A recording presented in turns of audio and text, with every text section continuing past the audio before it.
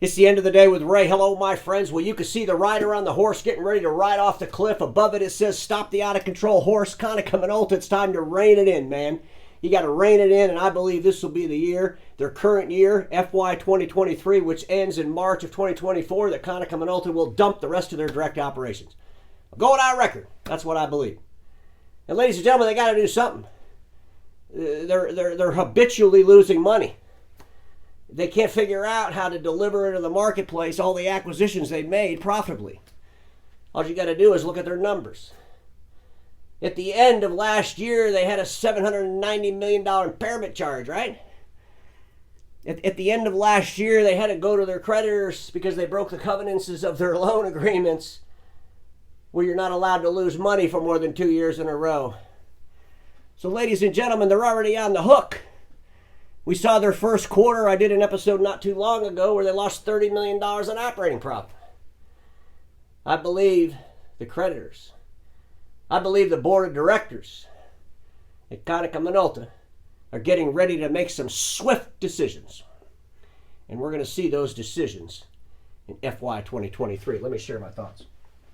First thing I want to do is I want to go back to this first quarter. So think about it. You got to meet with your creditors. You know, you're already on the hot seat, if you will.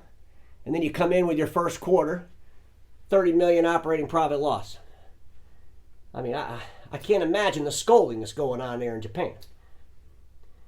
And then, ladies and gentlemen, if you think about this, and I've said this from the very beginning, Konica Minolta sets the expectations so damn low that any little hiccup along the way, it destroys. They should have been more aggressive. They should have said, we're going to get a 5 or 6% operating profit. In order for us to do this, this is what we got to do. We got to sell off all the direct operations. We got to get rid of all covered IT services, all that stuff. Let's get rid of it. Let's focus on making stuff and selling it through dealers and distribution. Let's put money to the bottom line. Let's increase our operating profit. We're on a mission.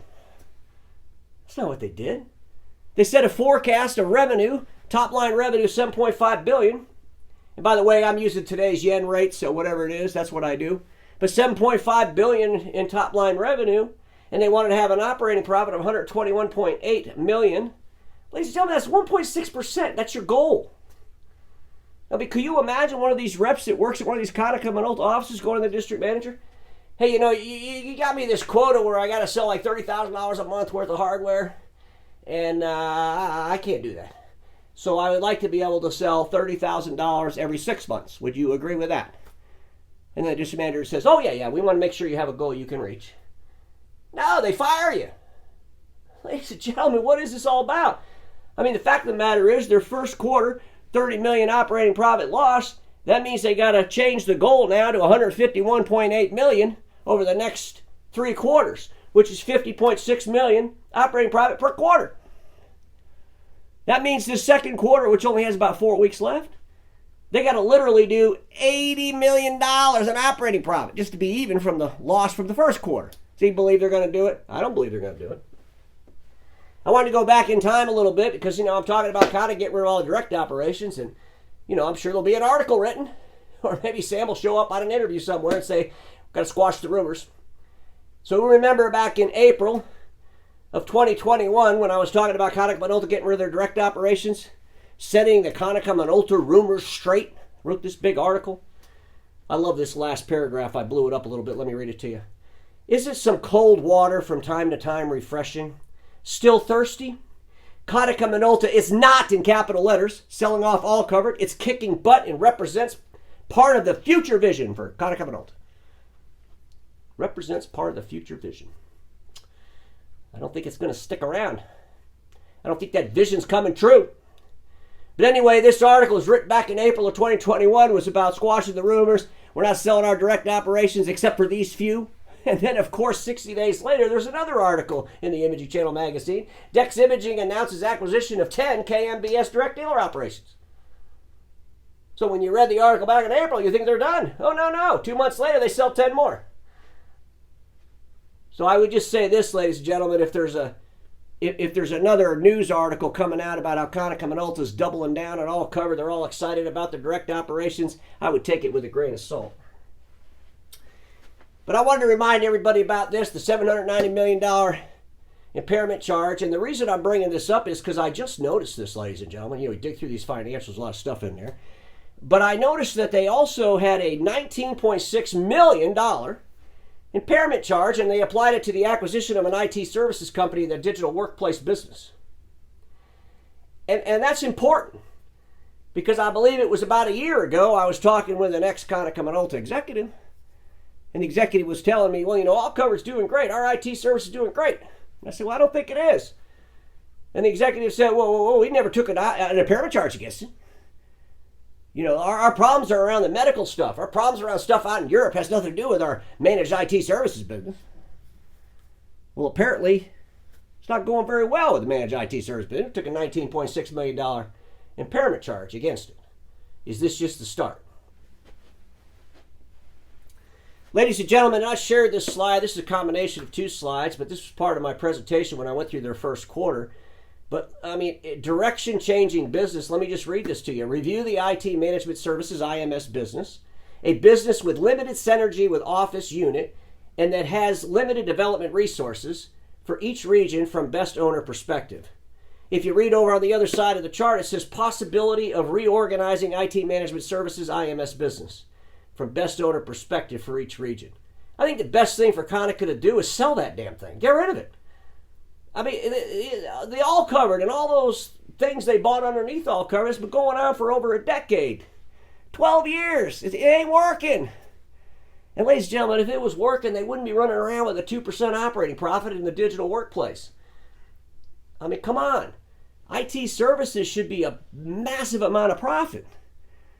So they're either doing their core deliverable of print terribly, not producing any profit, or this IT services business is costing them their operating profit. It's one or the other. You can't have it both ways.